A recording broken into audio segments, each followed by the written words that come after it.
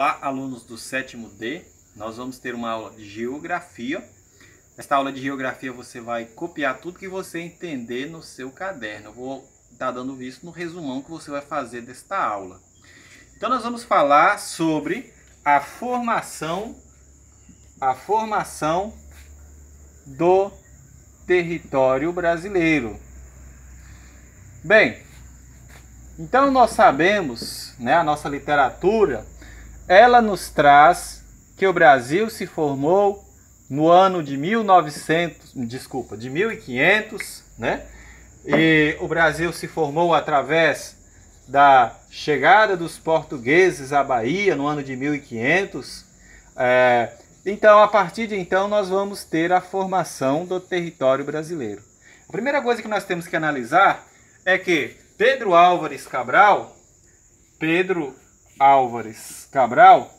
é conhecido como o descobridor do Brasil, né? Ele era, né, o fidalgo português a quem foi atribuído o descobrimento do Brasil.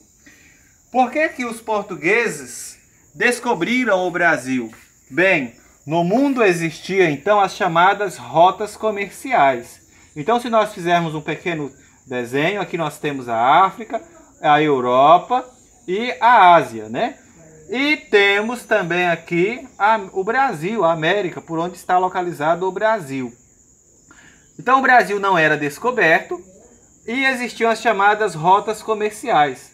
Essas rotas comerciais, elas aconteciam da Europa para as Índias. As Índias eram fortes no comércio, pois elas tinham descobertos, elas comercializavam as chamadas especiarias. O que eram as especiarias? Os condimentos. Por que se os condimentos tinham grandes valores na África? Porque na Europa, naquele período, não existia formas de refrigeração das carnes, dos alimentos. Então os alimentos perdiam muito. Então os condimentos, que são os temperos, eles serviam para amenizar aquele mau cheiro das carnes, aquele mau cheiro dos alimentos. E aí muitas das vezes aquele tempero tinha aquela valorização, porque ele escondia aquele mau cheiro. E aí as especiarias passaram a ter grande valor na Europa.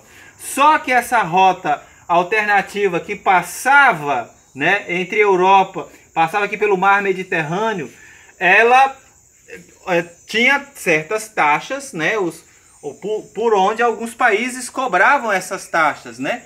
Principalmente o governo francês cobrava taxas, a Itália principalmente cobrava taxas por quem passasse pelo mar Mediterrâneo para chegar às Índias. Foi então que no século XV Portugal desenvolveu sua navegação. E Portugal buscou outra rota alternativa, que era contornar a África e chegar até a Índia. Por que Portugal, para ele, foi benéfico contornar a África se a distância era bem maior? Bem, vamos lembrar que no século XV inicia o processo de escravidão através do tráfico negreiro.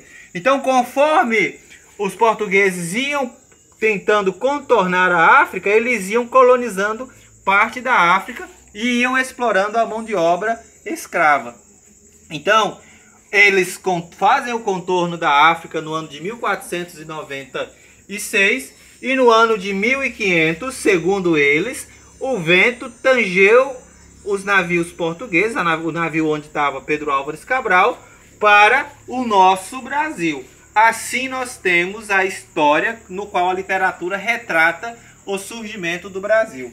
Nós temos que lembrar também que 3 povos foram responsáveis pela formação do povo brasileiro. Quem que foram eles? O negro, o branco e o nativo.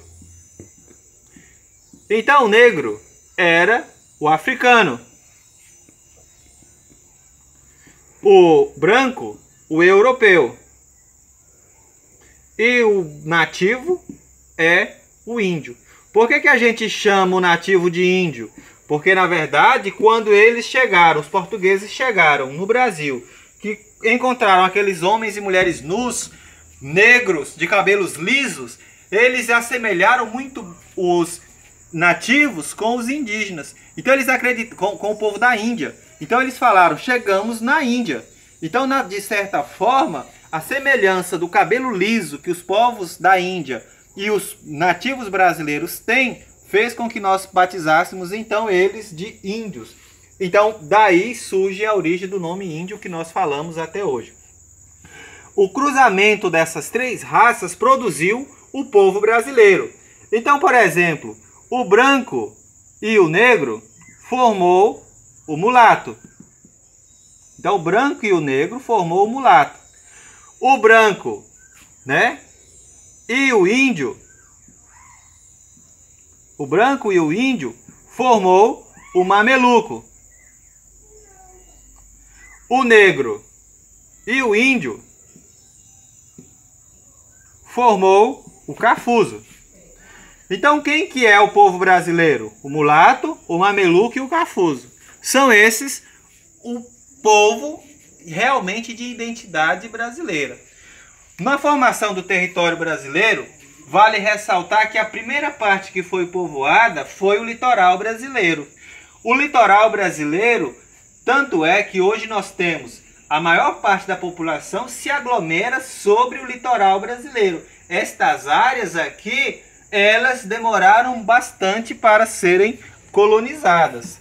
A primeira forma de povoamento que nós tivemos no Brasil foi através das chamadas capitanias hereditárias. Você, de certa forma, já deve ter visto um mapa que tem uma faixa cortada ao meio, um mapa que retrata o Brasil cortado ao meio e dividido em 15 grandes faixas de terras. Essas 15 grandes faixas de terra eram chamadas de capitanias hereditárias.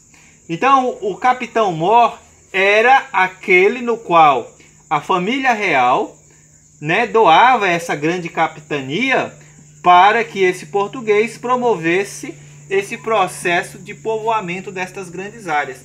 Hereditária por quê? Porque passava de pai para filho. Então, estas grandes capitanias tinham uma grande divisão como se fosse um estado. E as divisões menores, como se fossem fazendas, onde cada um poderia ter sua posse de terra, era chamado de sesmaria. Sesmaria. Então, o Brasil, na sua primeira forma de povoamento, se deu através das capitanias hereditárias, onde nós tivemos 15 grandes capitanias. Essas capitanias, elas não prosperaram. Apenas a capitania de Pernambuco e São Vicente que prosperaram. Professor, onde é que São Vicente e onde é Pernambuco? O estado atual do Pernambuco, que se desenvolveu com a cultura da cana-de-açúcar, que foi amplamente implantada no século XVII. E Pernambuco se torna o maior produtor de açúcar no século XVII do mundo. O açúcar que saiu de Pernambuco foi abastecer os mercados europeus. Então nós tivemos duas grandes capitanias que prosperaram. A capitania de São Vicente, que é São Paulo, e a capitania de Pernambuco. Principalmente em decorrência da cana-de-açúcar no século XVII. Às vezes você está se perguntando, professor, e essa linha que reparte o Brasil ao meio é chamado de Tratado de Tordesilhas. Esse tratado foi um tratado afirmado entre Brasil e Espanha. Esse tratado foi firmado no ano de 1494, e ele foi firmado com a seguinte propósito: Espanha e Portugal, que eram duas grandes potências da navegação, firmaram para me explicar melhor, eu vou falar como se fosse uma forma simples. Tipo, Portugal e Espanha, eles chegam no consenso. Se eu descobrir um território, eu vou ter metade desse território, a outra metade vai ser sua. Só que eu vou ter o direito de escolher. Então, como os portugueses descobriram o Brasil, eles ficaram com a parte leste. E a parte oeste ficou de responsabilidade dos portugueses. Só que no ano de 1884, o território brasileiro se expandiu e formou os contornos do atual território que nós temos hoje.